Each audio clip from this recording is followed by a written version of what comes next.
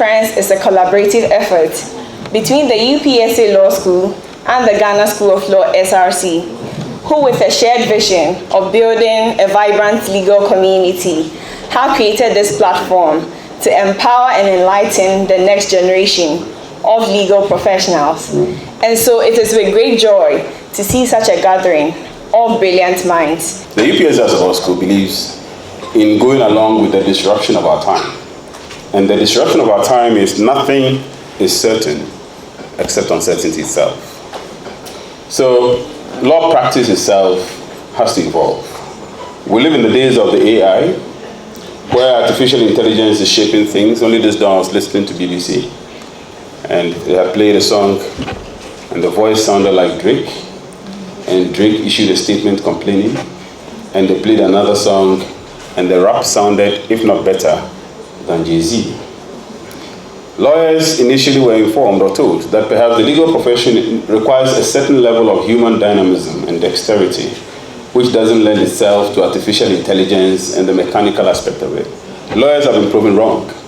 And only recently in a certain state in the US, an AI entity represented someone in a suit, and lawyers, being as smart as we are, lawyers have sued the AI for practicing without a license.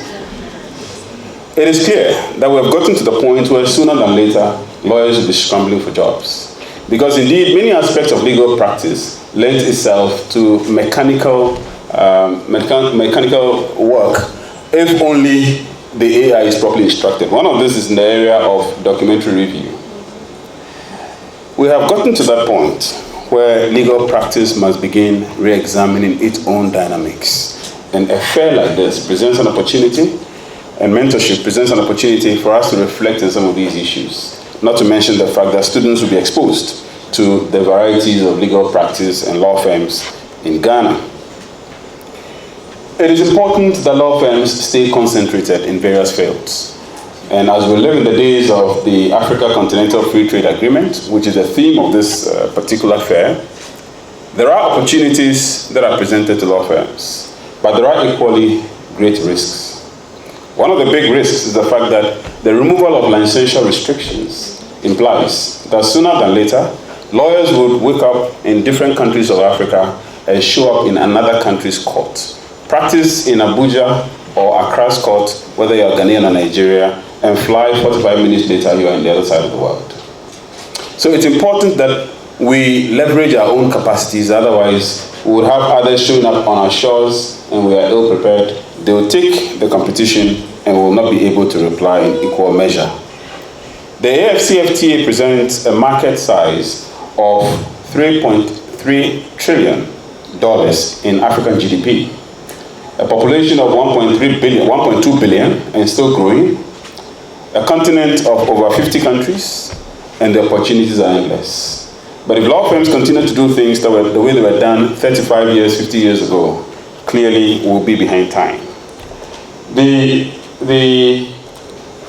mentorship aspect of this fair enables law students and indeed potential lawyers to be mentored on the prospects of the legal profession and legal work. I remember before I came out of law school, I wondered how and what I may end up doing. Perhaps that's part of the reason why I ended up in academia, because I didn't know anybody who was going to introduce me to a particular lawyer. So I ended up as a teaching assistant. Invariably, I ended up having to do some legal work. But many a law student today about to leave law school may not necessarily know of any law firm or a lawyer or be guided on how they should go about the selection process. So the mentorship provides such an opportunity. And today I'm delighted that I have some of the finest minds in our legal profession. We have the president of the Ghana Bar Association himself here. He'll be speaking to us in his address and give us some insights into legal practice and what to expect in the days in which we live. So I would like to thank all of you for coming, especially the president of the bar, for making time out of his difficult schedule to be with us, and to thank the various law firms who have also mounted kiosks and are exhibiting their wares, speaking to students who care to go there and to hear a thing or two, so that when you're out of law school, you do not suffer from my predicament. And that predicament is having to ask around and then get lucky in the end. So I'd like to thank all of us, and I do hope that at the end of it all, we'll have a successful event by way of the fair, and we're better educated by way of the mentorship. Thank you. Thank you, Prof, for your enlightening welcome address. Having heard the welcome address and statement of purpose, ladies and gentlemen, we will now take remarks from our very special guest of honor. We are indeed honored to have a prominent figure amongst us. To formally introduce our special guest of honor as an esteemed individual, please join me in welcoming Ms. Grace Koko Norte to the podium. On this occasion, it gives me a great pleasure to introduce our special guest of honor for today. Mr. Yahweh Champon Boafo is a partner in charge of the Kumasi office of SK Boafo and Company. He joined the firm in 1995 after being called to the Bar of England and Wales in 1994 and enrolled on the Roll of Lawyers in 1995. Under his leadership, the firm has grown into one of the well-known firms both in Accra and Kumasi. He has 25 years of experience as a lawyer, and his area of specialization is commercial practice, civil litigation, land matters, and administration of estates. He has a wealth of experience in handling diverse commercial cases, having dealt extensively with a variety of commercial and corporate clients. He has served as the president of the Ashanti Regional Branch of the Ghana Bar Association and also a member of the General Legal Council from 2013 to 2016. He has held many leadership positions in the Ghana Bar Association as a National Secretary of the Ghana Bar Association and former President, Vice President, Secretary, and Social Secretary of the Ashanti Regional Bar at various periods, spanning a total of about 15 years. He, having served many dignified positions in the Ghana Bar Association, now occupies the esteemed office as the President of the Ghana Bar Association. Shall we welcome Mr. Yahweh Champon Boafo, President of the Ghana Bar Association.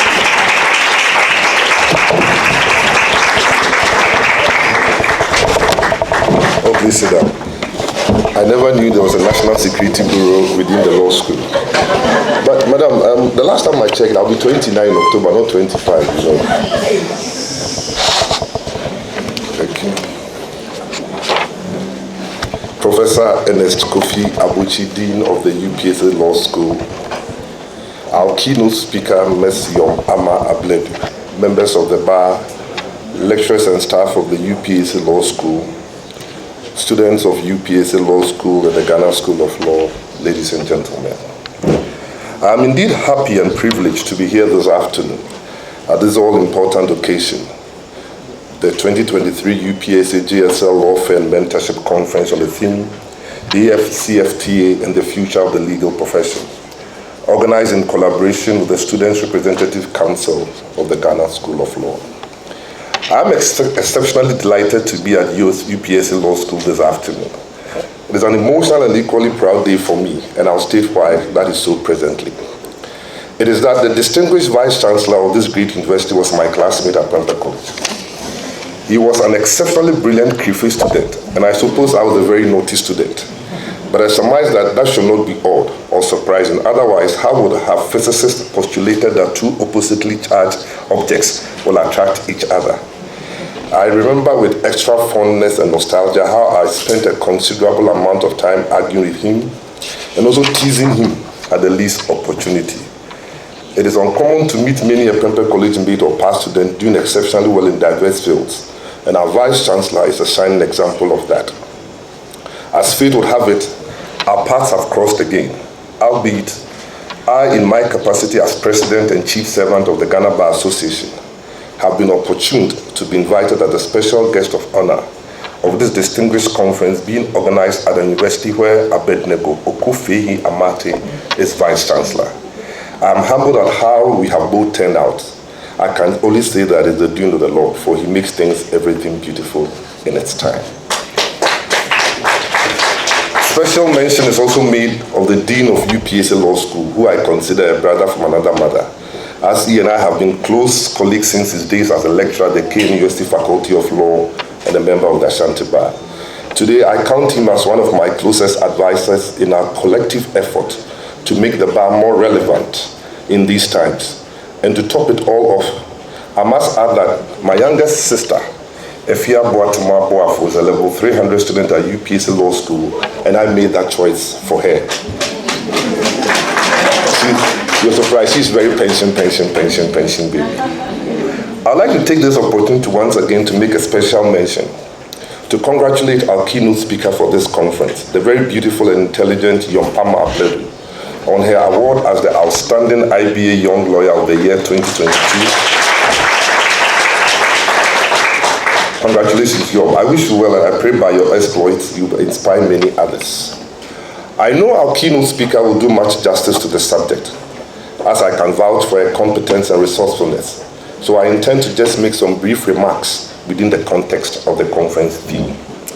This morning, in my capacity as National President of the Ghana Bar Association, I rose to support the motion of the Honorable Godfrey Yeboah-Dame, Attorney General and Minister of Justice, to open and close the meeting of the General Legal Council for the enrollment of newly qualified applicants onto the roll of the Lawyers of the Republic of Ghana, the mini-call.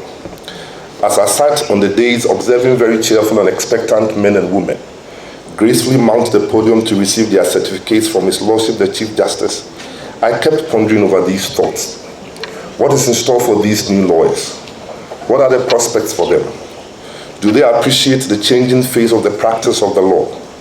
Have they been adequately equipped with the needed skills to deal with the modern challenges of the practice of the law in an increasingly global world? I should think my musings were not without basis, even if it was a product of my subconsciousness. It was reminiscent of the events of Friday, 6th October 1995, when the then acting Attorney General, Dr. Obeda Samuel's motion for the open and close of the call ceremony was supported by the National President of the GBA, Nutifafa Quinihia, that allowed a young Yahweh Champon Boafo to work solemnly and in trepidation to receive his certificates from Chief Justice I.K. Abba. Momentarily, it brought to the fore how our profession has undergone some drastic changes since the events of that day, and how, unfortunately, we're all stuck in what appears to an ancient time warp when it comes to the practice of law in Ghana. Thus, a conference such as this one, in every form and hue, that seeks to prepare the future generation of lawyers to deal with inevitable changes to the practice of the law, is most welcome and worthwhile. Law and legal practice, despite the largely held notion of it being conservative, must still be seen to be evolving and innovative. It is thus gratifying to observe and note that the UPSA Law School, under the dynamic leadership of Professor Abuchi, is charting a new course in the training of law students aside the rubric of classroom instruction. I'm reliably informed that the AFCFTA Secretariat is in the process of organizing a continent-wide moot court competition. And even in its embryonic stage, UPSA is playing a lead role in ensuring that it comes to fruition. Congratulations, UPSA Law School, and I pledge the GBA support in your endeavors. Arguably, Africa's most ambitious attempt at integration yet, the African Continental Free Trade Area, aims at creating a single market for goods and services within the full movement of businesses, persons, and materials, expanding intra-African trade, and enhancing competitiveness and economic transformation. The agreement establishing the African Continental Free Trade Area came into force on 30th May 2019 and brought the 1.2 billion people on the continent to be part of a free trade area with a combined GDP of $2.5 trillion. It is projected that a proper implementation of the agreement will increase Africa's exports by $560 million, mostly in the manufacturing sector. The area is also estimated to rake in real gains of $450 billion for businesses, with 64% of the same gains being as a result of trade facilitation alone. The Protocol on Trading Services is a part and parcel of the agreement establishing the AFCFTA. It was presented for signature in March 2018 and entered into force together with the agreement itself in May 2019. As expected of a protocol, it provides a framework on how barriers to trade in services, such as legal services, can be progressively eliminated. The protocol is designed to operate on the basis of reciprocity As such, whatever Ghana agrees with another state party must be reciprocated by that state party. The necessary implication of the above is that the AFCFTA, as an expression of and within the general framework of trade liberalization and globalization, have conspired in no measure to ensure that lawyers in Ghana now are to compete with their counterparts across the borders and within the general African continent for clients and briefs in the Ghanaian courts and vice versa, which will invariably increase and diversify cross-border transactions, legal services when fully implemented. The coming into being of the AFCFTA agreement and the implementation of its various protocols, especially with respect to trade services, may be well-intentioned. However, history has taught us enough to know that in some instances, well-intentioned actions can produce negative and deleterious consequences when ideals have been exposed by realities.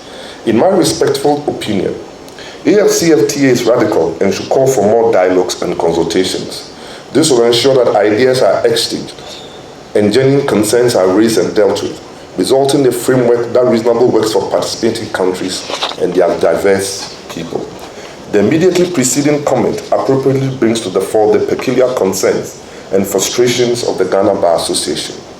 It is fair to state that the Ghana Bar Association has not been consulted for its views to be taken into consideration in such negotiations, in spite of the fact that representation has been made for the GBA to meet Professor Kuruk, Ghana's lead negotiator, to state our position on such matters. I believe that the best practice will require that such negotiations, especially in relation to the progressive liberalization requirements under Article 18 of the agreement, be conducted with input by the GBA, especially as legal services under international trade practice are considered business services and such are likely to be liberalized during the first round of negotiations. Even though the contents of negotiations are confidential, it is, however, my view that the GBA must be engaged and consulted on government's policy with regard to trade and services within the framework of the implementation of the AFCFTA. It is my respectful submission that it will be grossly unfair for the government to sign agreements that have the potential of disrupting massively a sector as important as law practice and legal services without engaging the GBA. What is not in doubt is that the AFCFTA will be a huge disruptive force that will change the landscape of law practice on the continent and to some extent on the globe. What then must we do? One thing we must not and cannot do is to behave like the Babylonian exiles in Psalm 137, who sat by the rivers of Babylon and wept when they remembered Zion. They hung their harps on the poplars, and when the wicked that carried them away into captivity demanded of them a song, they simply answered, "How can we sing the Lord's song in a strange land?" We cannot raise our hands in despair and wish the effects of AFCFTA away. No, because it is an elephant in the room that we cannot ignore. Similarly, we cannot engage in unnecessary academic arguments of protectionism and expect it to happen. Rather, we must rise to the challenge. We must not hang our harps so we can sing the Lord's song in a strange land. And doing so, we must be guided by the admonition of our Lord Jesus Christ, Matthew 9:16-17. No one sews a patch of unshrunk cloth on an old garment, for the patch will pull away from the garment, making the tear worse. Neither do people pour new wine into old wineskins. If they do, the skins will burst. The wine will run out, and the wineskins will be ruined. No, they pour new wine into new wineskins, and both are preserved. We, therefore, cannot do the same old things in relation to the practice of the law and expect to survive the tsunami that is AFCFTA. In terms of some ways, we can act to adequately equip ourselves to deal with the challenges and effects of the AFCFTA on legal practice and services in Ghana. I propose the following for consideration. Stakeholders of the legal profession, private practitioners, academics, in-house corporate lawyers must come together to develop an AFCFTA strategy in response to and in preparation for the AFCFTA's inevitable disruption to the practice of law. That strategy will then become the blueprint to present to government as an accepted position to guide it in negotiations on the trade in services. Deans of faculties must collaborate to develop new curriculum. There can be a standalone course on AFCFTA law that should be compulsory for every law student, or can be incorporated under the Law of International Institutions section in public international law. Ghanaian law firms must consider merging in order to create the needed capacity to compete with other law firms from other countries on the continent. There are too many small law firms in Ghana. We have, unfortunately, brought the attitude of the informal sector into our law practice. In the informal sector, a person learns a trade and on completion leaves to set up his or her own business as a badge of honor. It is now becoming the norm for young lawyers to quickly leave firms after completing their pupillage to set up their own firms, akin to the same badge of honor of the informal sector tradesmen. Unity is said, is strength. Global commercial dynamics requires changes in ways law firms operate. There must be cross-border cooperation with other African law firms in order to harmonize synergies needed to compete with big law firms from Europe and North America and to position local firms to be able to compete globally. There must be intense specialization, especially in areas such as intellectual property law, international investment and trade law, in the wake of AFTA and the prevalence of global law firms setting up shop in Ghana.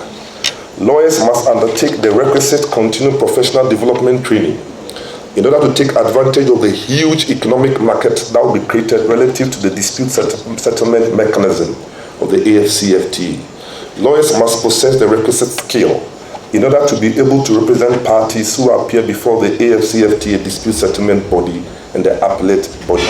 It is imperative that we all join forces to push government to have the dispute settlement chamber sited in Accra.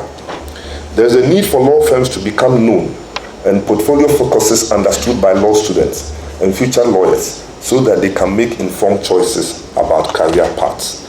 Firms and practitioners must invest in and leverage on cutting-edge technology in order to ensure competitiveness and efficiency. That is why we all have to commend the UPSA Law School and the SRS of the Ghana School of Law for this law fair, which is very refreshing and innovative, providing such a rich platform that enable key service providers and prospective lawyers to interact and brainstorm about prevailing matters that affect the legal profession, firm options and opportunities. It is my fervent hope that law students present will seize this opportunity and prepare themselves for the inevitable changing scene of the legal profession.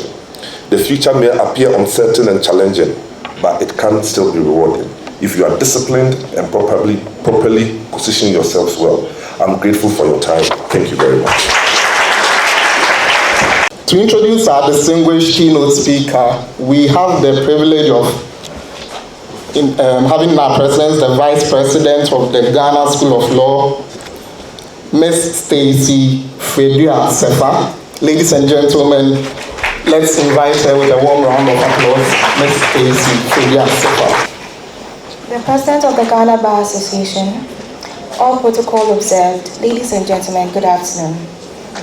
I am truly honored to be introducing the keynote speaker of today's August event. Ms. Yom Ama Abledu is an energy professional and a legal academic who teaches energy law amongst other modules at the University of Professional Studies, Accra, UPSA Law School. She holds a postgraduate degree in oil and gas law, international investment arbitration from the University of Aberdeen, Scotland, where her outstanding academic performance won her the Eid and Ravenscroft 2014 Prize for Academic Excellence. Within the same period, Yom attained certification from the Oil and Gas Academy of Scotland as an oil and gas contract negotiator. Over the past 7 years, she has achieved enormous success in oil and gas cases in Ghana. Yom has demonstrated history of championing compliance in oil and gas companies, project management, and the legal entity management in oil and gas and power sectors in Africa.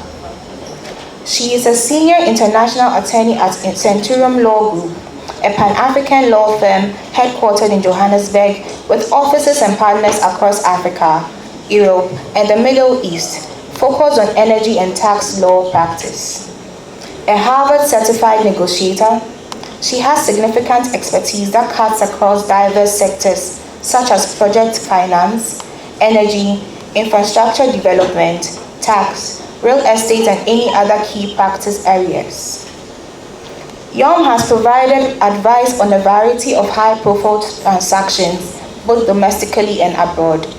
She has been on various legal panels as a speaker or moderator and has significantly contributed to very important and topical issues in the energy industry, including the recent panel discussion on the role of the youth as drivers of the advancement of the African energy industry, energy transition, and the empowerment of the African people through the sustainable exploration of natural resources at the just ended Africa Energy Week in Cape Town, and also the panel on the future of energy in the carbon era, organized by the British Ghanaian Lawyers Union, BGLU, in 2021.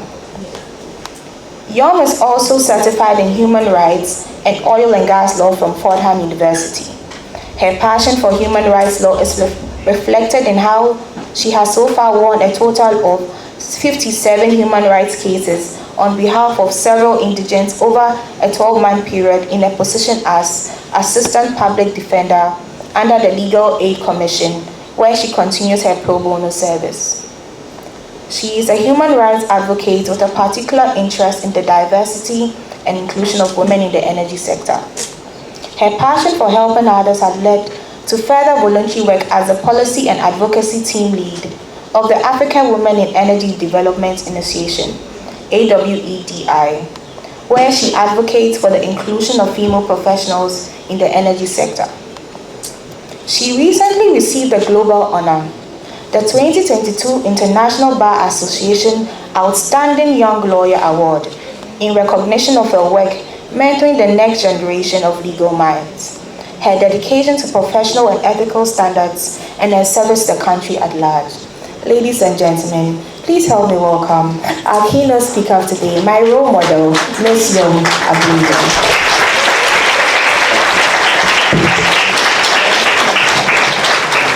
Good afternoon.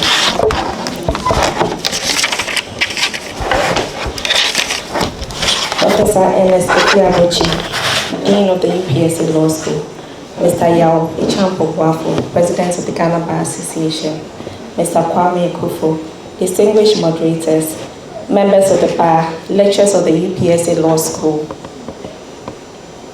students, ladies and gentlemen. Thank you, Ms. Ifa, for that exceedingly generous introduction. So, wow, this is a full circle moment. I'm grateful to God for the honor and privilege of standing before you all. I don't take this for granted. I'm honored to be the keynote speaker for this august occasion.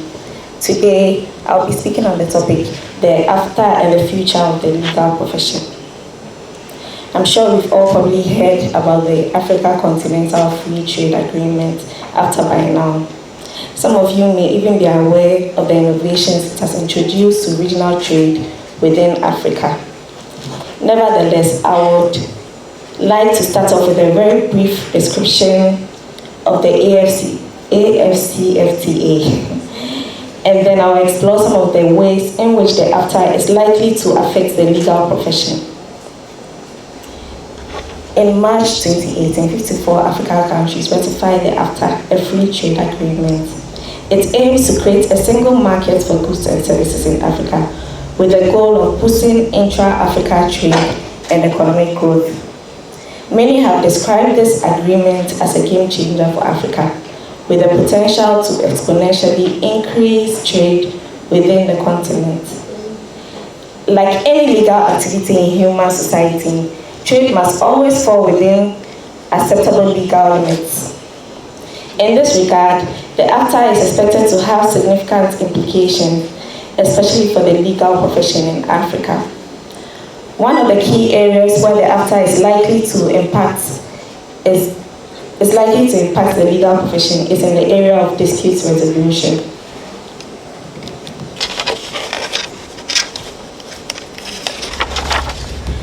The agreement establishes a dispute settlement mechanism that is designed to resolve disputes between member states and between private parties. This mechanism will be crucial in ensuring that the free trade area functions smoothly and that disputes are resolved quickly and fairly. As a result, there's likely to be an increased demand for lawyers with expertise in dispute resolution, as well as for arbitrators and mediators. And so, as lawyers in training and young lawyers, I would strongly advise that you cultivate an interest in arbitration and mediation. I'll also even help you to join the Chartered Institute of Arbitration, since they have a Ghana chapter now, and actively participate as a member of the institute. Another area where the AFTA is likely to impact the legal profession is in the area of intellectual property law. The agreement includes provisions of intellectual property rights, which are designed to protect the interests of inventors, creators, and innovators. This is likely to result in an increased demand for lawyers with expertise in intellectual property law, particularly in the areas of patents, trademarks, and copyrights. While you can also learn on the job, it is better to actively invest in your professional and personal development. The journey to self-discovery is worth the investment. Invest in yourself, including gaining experience in matters of intellectual property. After aside, intellectual property is quickly gaining ground all over the world. I'm sure we've all heard the recent IP issue with the Canadian rapper Drake and the Ghanaian hip life legend Obrafo. The AFTA is also likely to have an impact on the legal profession in terms of regulatory compliance. This agreement includes provisions on standards, technical regulations, and conformity assessment procedures. This means that business operating within the free trade area will need to comply with a range of regulations and standards which will require legal expertise. As a result, there is likely to be an increased demand for lawyers with expertise in regulatory compliance, as well as for consultants and advisors. Regulatory compliance has always been a hotspot and will continue to be. So if you are interested in regulatory compliance, there's always room for you as far as the AFTA is concerned.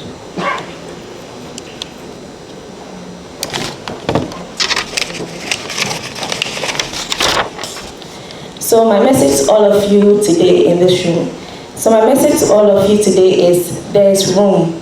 There's always enough room for all of us at the top. And so I charge all of you today to be deliberate and excel wherever you find yourself. I want each and every one of you listening today to make a difference, a good difference, please. Wherever you find yourself, whether in the legal profession or any other career path, remember that you are only as memorable as your impact. And remember, never rule out a goal because you think it's unattainable. Be audacious. Thank you.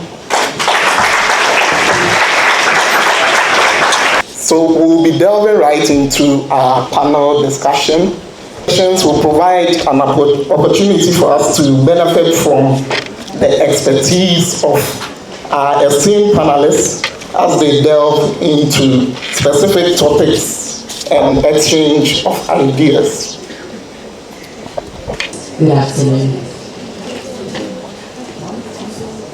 You know, one of the greatest values of a mentor is his ability to see ahead what others will ordinarily not see. And as he sees ahead what others don't see, he helps you to navigate your career path to your expected destination. So when I was told that the theme for today is training and mentorship of young lawyers, I was thrilled because I thought it's appropriate and timely that we discuss such a topic. So ladies and gentlemen, today my name is Priscilla Adepa Ade-Carting, and I am thrilled to be hosting this session. I'd like to invite my guests who will be discussing this session, and please help me with a thunderous round of applause to invite Ms. Isine Okujetu and Mr. Hame Ekofo and Maxi, Mrs. Adi Bashir. Please, you could do it right. Let's talk about training and mentorship, the concept of training and mentorship. Are they even the same thing? And at what point does mentorship or training evolve and metamorphose into mentorship? Okay. I wouldn't say they are the same thing. Sorry, they are similar. Training has to do with putting, in terms of our legal context and what we do here, is the fact that you would have had formal training in school. In terms of the work environment, you're now going to have practical training. And practical training involves not only knowing what to do and how to give legal advice in different scenarios. You also learn practical training in respect of how to keep time. We are in a service industry, so you need to know how to meet the client needs and identify the client needs. So there are subtle elements of law which has nothing to do with what we do formally in school. Yes, and mentorship has to do with bringing somebody up to their full potential. You would still do that in training, but with mentorship it can be done outside the work environment. While training is more within the work environment, so with mentorship it can be done way outside. Mentorship can include how to teach people to interact with other people, how to support. Mentorship can include giving financial support, giving emotional support as well. So it's varied. Within training, you would also give emotional support. There would be certain times to do it. So it's a kind of a thin line, but training is more formalized within a work environment, and mentorship is outside that work environment. Okay. Mrs. Echia, do you have anything else to say? And also, we'd like to know whether our panelists have mentors. Yes, I do. Has your mentor changed or has it been constant? Well, since I graduated and was called to the bar, my mentor has changed. Okay. And at what point, since your mentor changed, has there been any particular one you found more useful than others? And what qualities do you watch out for in a mentor? Well, in a mentor, I'm looking out for somebody who has a very good reputation.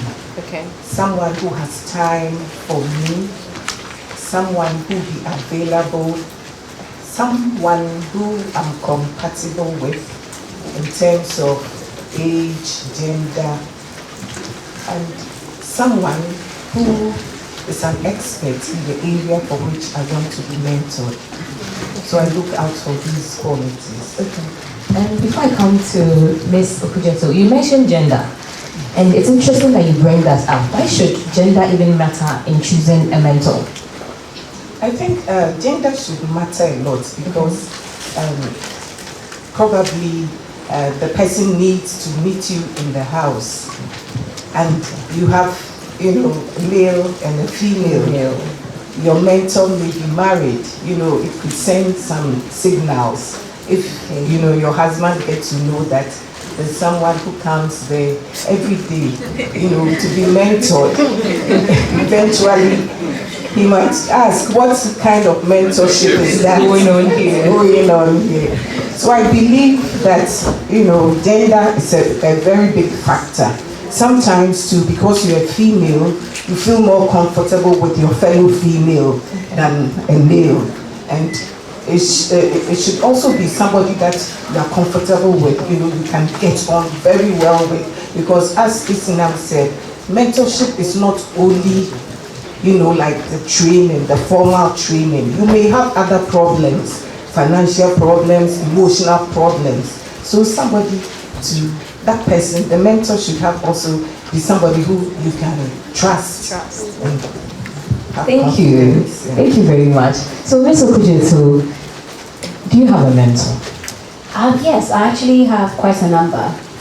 But my main mentor would be Justice Amegache. I trained under him, and he provides advice within the context of work and in terms of personal. I mean, to be honest, my husband was actually interviewed by Justice Amegache. He wasn't then the Chief Justice. I worked with him, and he did interview my husband before I did get married to him. So it explains the fact that mentorship can go outside the formal training. Okay. Yes. All right, sure. And now that you mentioned that your mentor is a Justice of the Supreme Court, I shudder to ask this, but what qualities did you look out for when choosing him, or did he choose you? I think we chose each other. Actually, I worked under him. In looking out for a mentor, I looked at for somebody who was very respectable. And like Filipina said, in as much as you have to be conscious of the fact that there's a gender difference and how it will work. But fortunately for me, I've known his lawship since I was a little girl, so it was much easier within that context in terms of meeting outside office hours and what have you. But it has to do with respect, the person knowing their field, and also the person being balanced in all endeavors. You have people who are balanced in terms of their work, but when it comes to their personal life, they are not balanced. So it was the fact that he was quite well balanced in all most aspects. I don't think anybody is perfect, but in virtually everything, he is balanced. Okay. Thank you. When Professor Abochi was speaking, I heard him mention that he was a student who did not particularly know a lot of people. So when he finished law school, he did not have anybody taking hold of his hand. Now, let's talk to the students who don't have anybody like that. You mentioned that you've known him since you were a child. Yes. Now, to those who don't know anybody like that, how do you approach a mentor? Okay, so my training is in North America. And in North America, you have to be a go-getter. You don't sit and wait for things to happen. Okay. So you identify somebody who you think should be a mentor, do research on the person to find out if they will even be open to the mentorship idea, and find a way of meeting the person. I mean, there are so many conferences, so many trainings. See if you can meet the person and engage. Or, within our Ghanaian context, does somebody know someone who knows someone or who knows the person? And try and get that introduction. There's a bit of an issue in terms of meeting somebody within the first few days and say, I want you to be my mentorship. Yeah. There is no connection over there. So you need to build that relationship before you make the approach of being a mentor. And I mean, I have matched my associates with mentors. So nothing stops you from your lectures. Hopefully you participate in class, because if you don't participate in class, your lecturer has no idea who you are and they're not going to put themselves out to do that connection. So those who like to hide, don't hide. Get seen, get known. Your lecturer may know somebody, so nothing stops you from approaching your lecturer. Please, I've seen this particular person, we are in a particular field of law, which I am also interested in or I would like to explore. So can you connect me, I mean? Your dean is well connected, and quite a number of your lecturers too are well connected. But remember, you have to deserve it, okay? You can't take it for granted. If you come to class, you do not do your assignments, you do not speak in class, why would your lecturer decide to make that connection? Because he or she has that connection which they are also cultivating. They do not want you to go and spoil it for them. Right. Please, I'd like to know what Mrs. Achia has to say concerning this.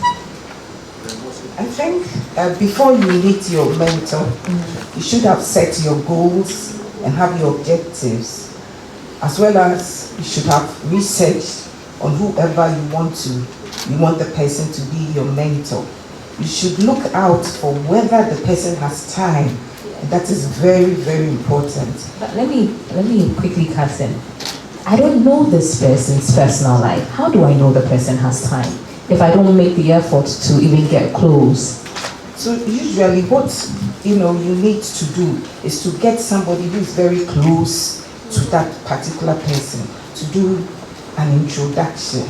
Maybe the very first introduction or first meeting, you just chip in a little bit about, you wanting the fellow to be your mentor.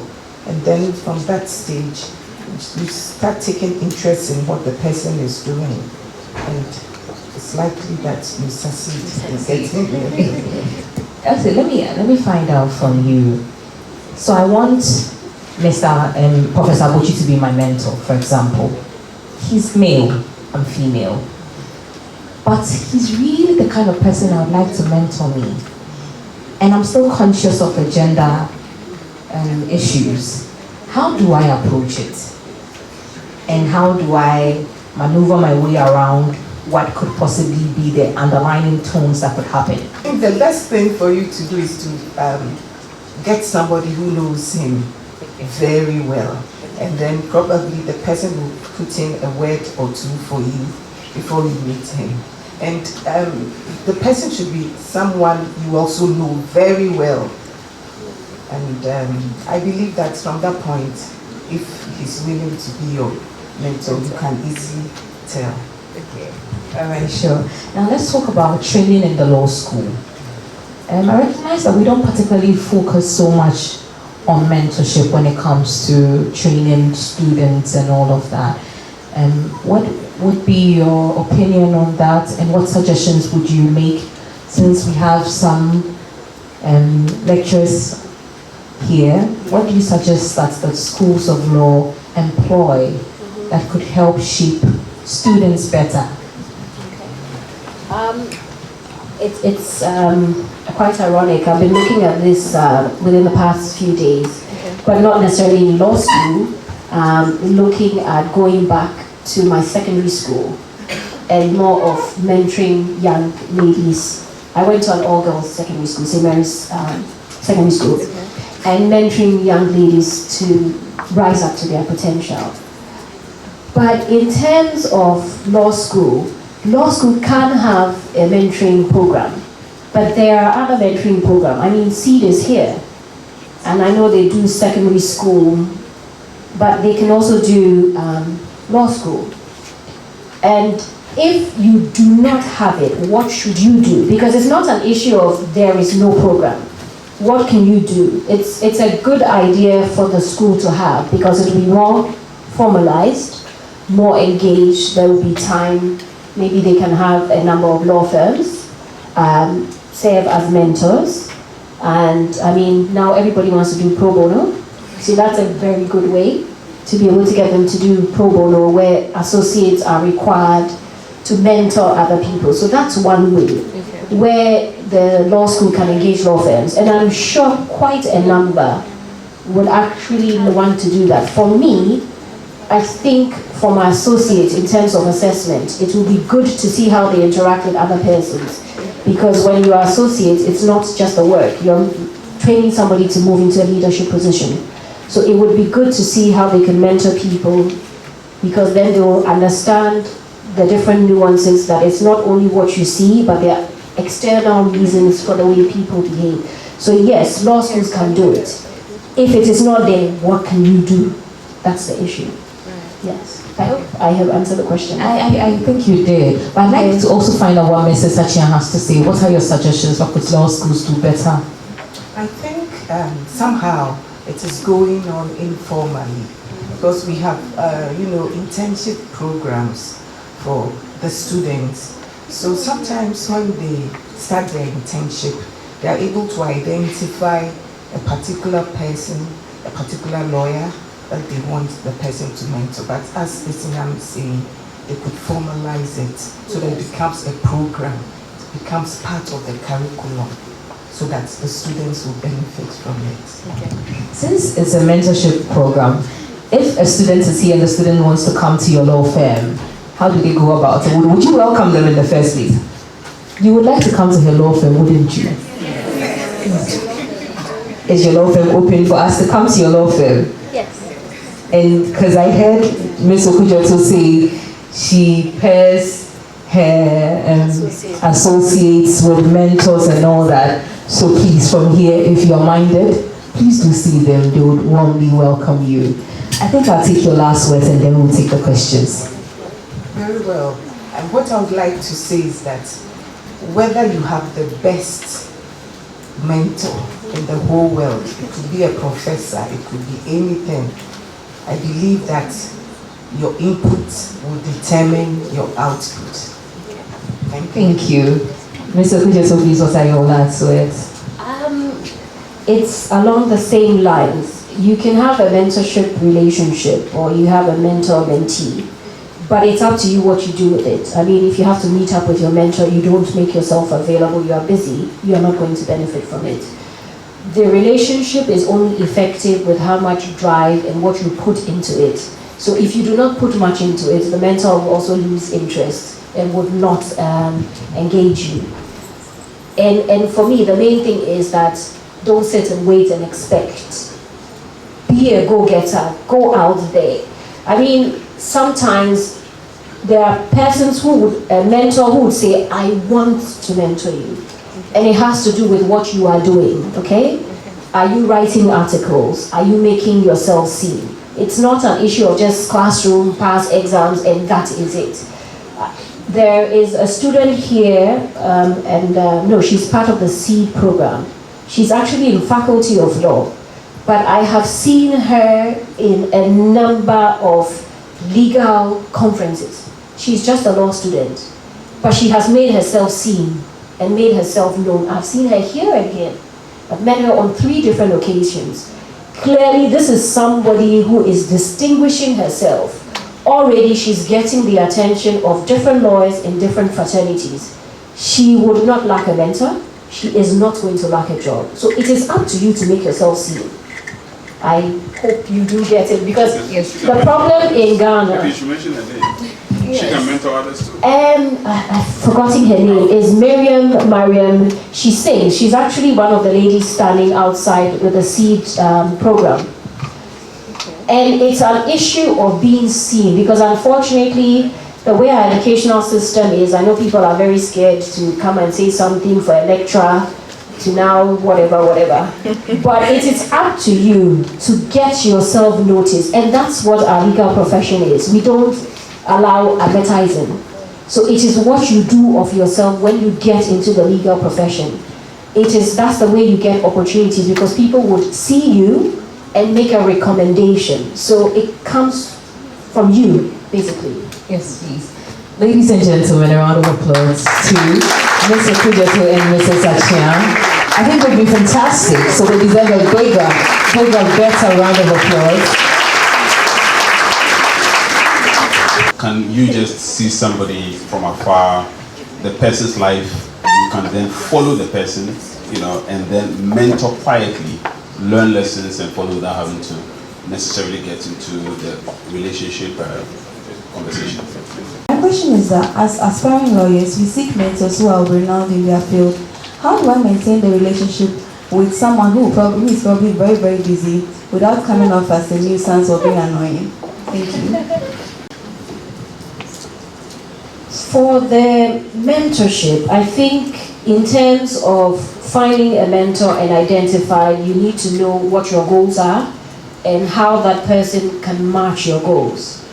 Once you're within that mentorship program, you should have goals and objectives in terms to assess whether or not that mentorship is really working for you, because you can be in a mentorship relationship and you are not gaining anything out of it. So you have to have an assessment to see whether or not you're making progress. In terms of the mentorship relationship, you would find that in the course of your career, you would have one and move on to another, or you can stay with one because they keep meeting what your requirements are.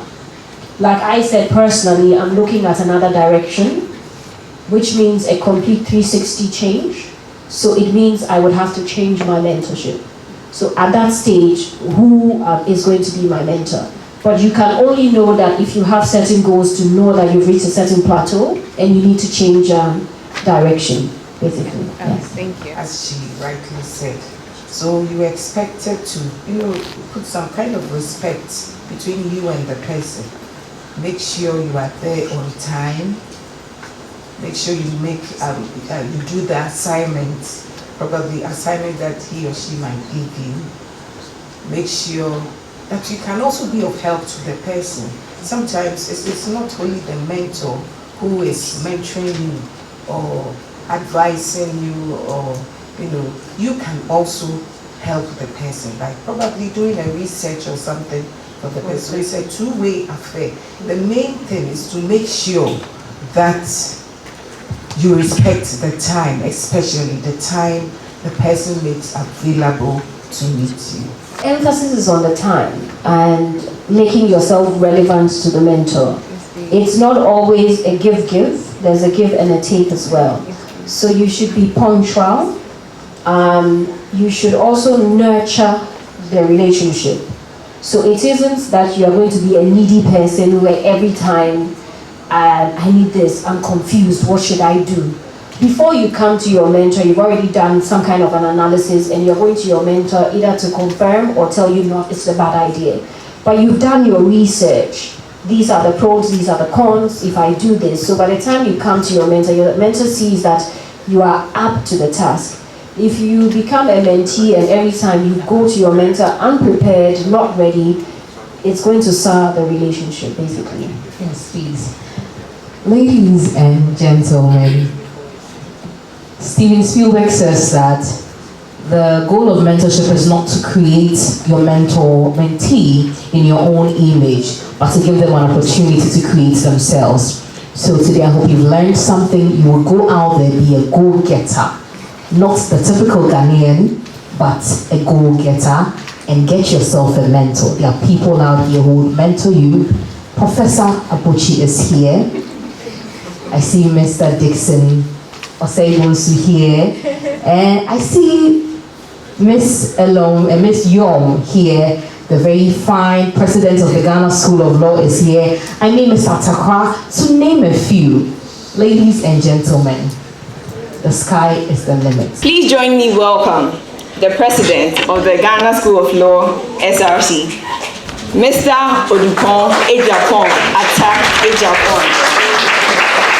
Thank you very much for having me here. Professor Abuchi, we admire what you're doing with UPSA campus.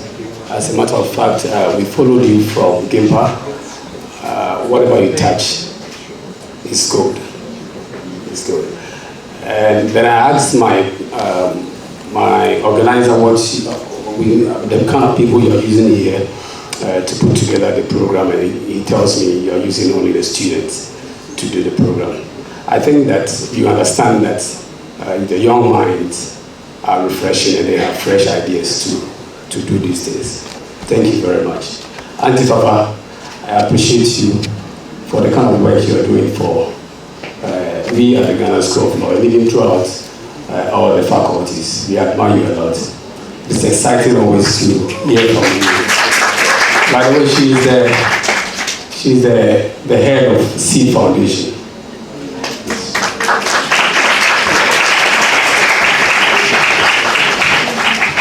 Auntie Esina, it's exciting always listening to you. And Mrs. Achia, thank you for coming today. So,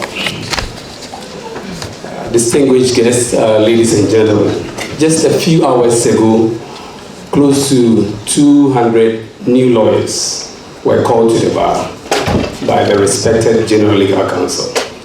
They add up to an earlier 840 lawyers that were called to the bar last year, November. As I always put it, our profession is that of an apprenticeship. The fate of these lawyers lie in the hands largely of their seniors. And so they will have to submit themselves to be trained in the legal profession if they want to succeed. That is why for me I'm excited about today's program and the fact that these learned and selfless seniors that we have had here have committed themselves to provide guidance to us. So the first discussion, just as we had it, was in respect of training and mentorship of young lawyers. And we explored the importance of continuous learning and the development of young lawyers. Today, we are discussing, and we have discussed, listening to speeches from the keynote speaker and then our honored guest on the topic after and the future of legal profession. As future legal practitioners, we are particularly invested in this topic, as the success of after relies heavily on the legal profession's ability to provide innovative solutions and practical advice to navigate the challenges that will undoubtedly arise.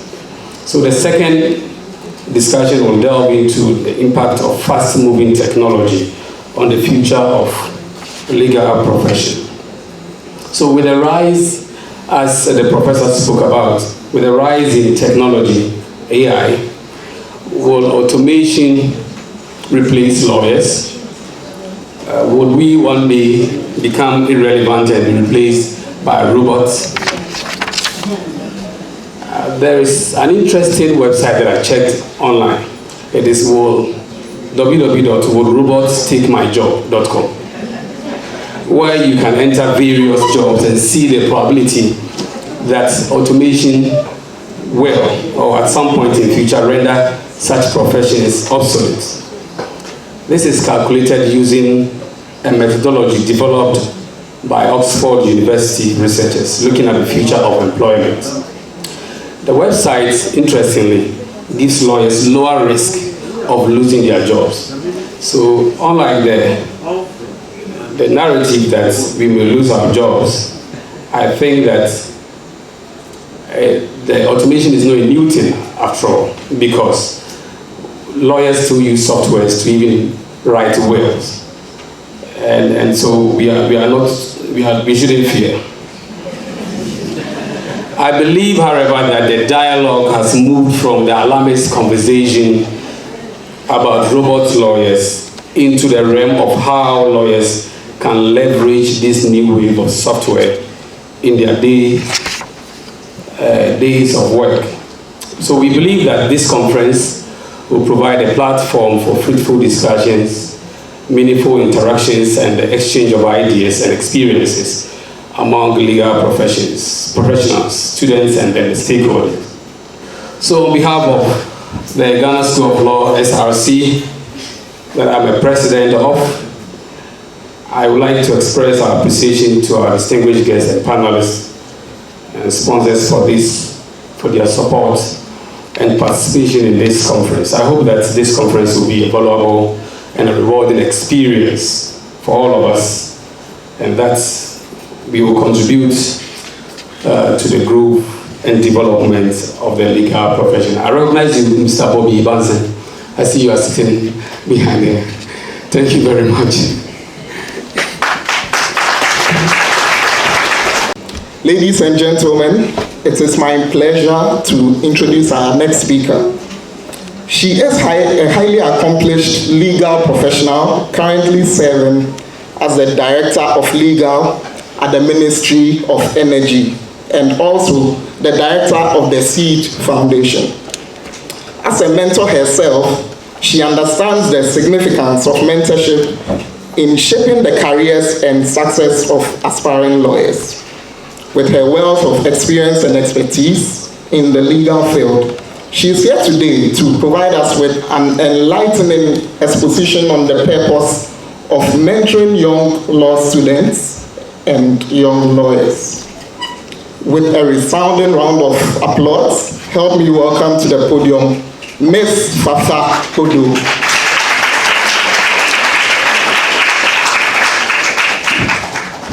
I think another loud round of applause.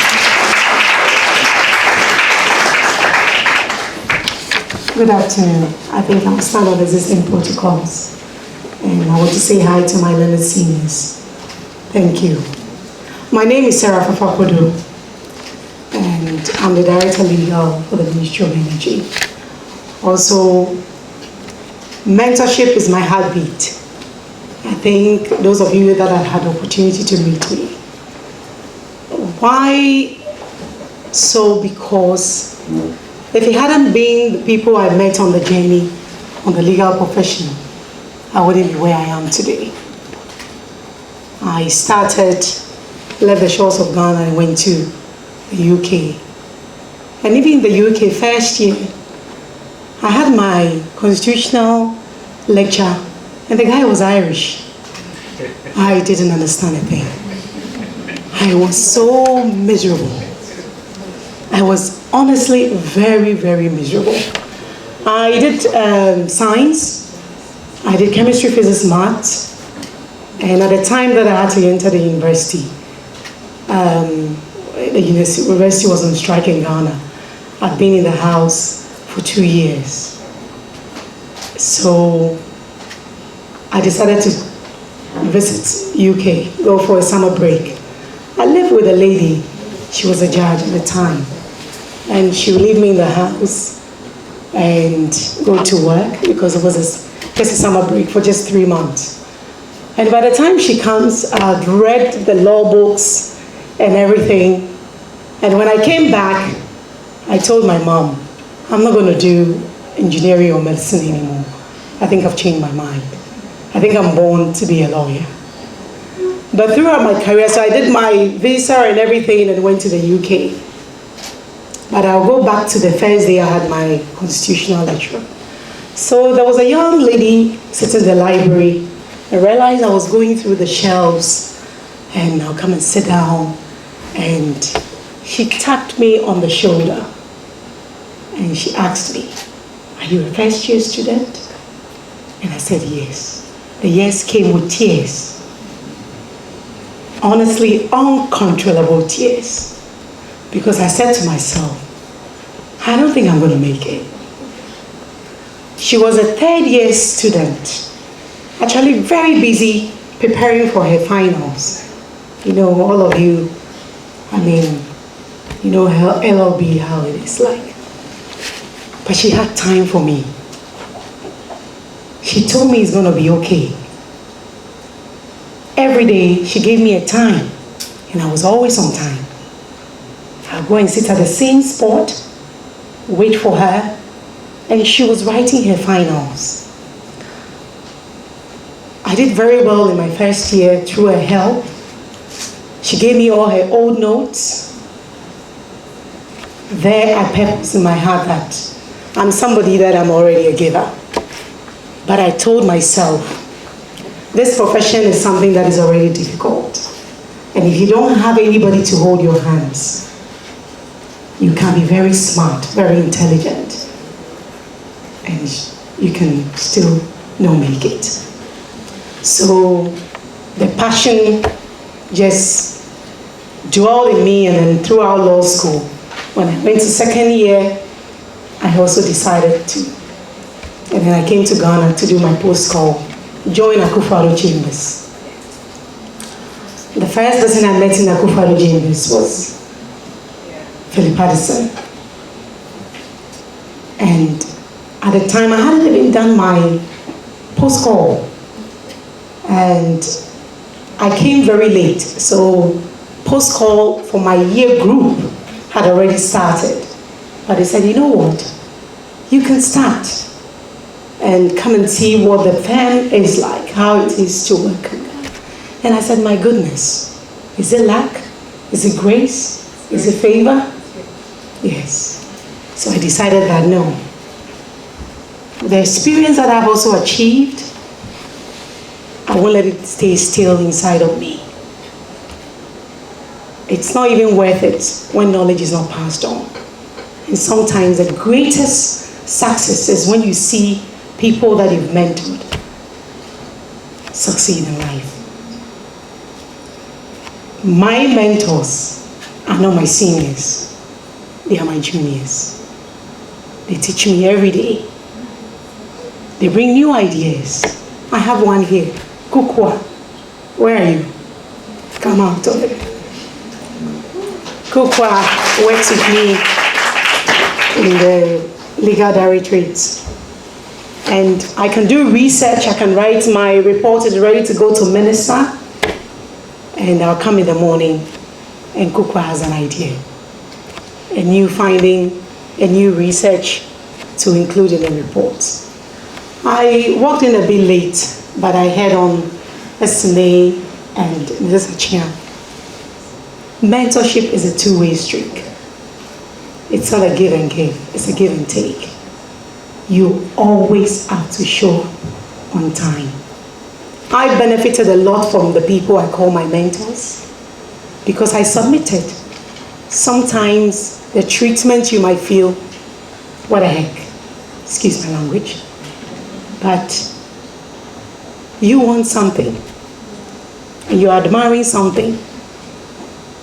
There's a wording that says that what you admire or what you honor, you attract into your life. So the few words that I would say, the reason why the passion to establish Seed Foundation is to create a platform, the bridge that You find it so difficult. Some of the lawyers, you feel they are out of reach, and there's no lawyer. I mean, I know I spoke to a lot of lawyers. They are there to help. They are willing to help. Sometimes somebody is busy, so you might think it's a snob. It's not. Persistence, they say, breaks resistance. So be persistent, be respectful, and show up on time. And Seed Foundation, we are also there to help. We're available. I don't like that word. They say, oh, Auntie Fafa is busy. Every time I tell Kukwa, nobody should show up at my door and they will tell him, I'm busy. I don't like that word. At least if I offer the person a minute of my time, it can go a long way to help the person. So Seed Foundation, that is the reason. And mentorship, I really will plead with you to take it very, very serious. Some of the feedbacks I've gotten to some of the senior lawyers. And when we did our launch in October, we collected a lot of numbers from students and students from also the professional law course. And one of the days I decided to do a test. I'll call the student and I'll say, okay, I'm calling from Seed Foundation, and the person will say, I'm busy. I'm calling a student and he'll tell me he's busy. He's in a lecture. He'll call me back. And I'll know the number and the number will not call me back. I don't have a problem with that.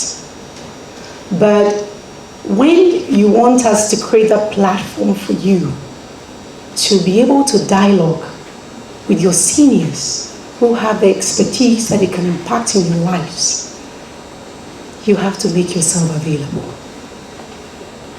And you also have to, even, no matter how busy you are, even you have to communicate. You do that with respect. Because I really want to see the legal fraternity succeed. And for us to produce excellent lawyers, lawyers with excellence and integrity. And I know we are capable of that, aren't we? Yes. So that's a few words I've got to say about mentorship.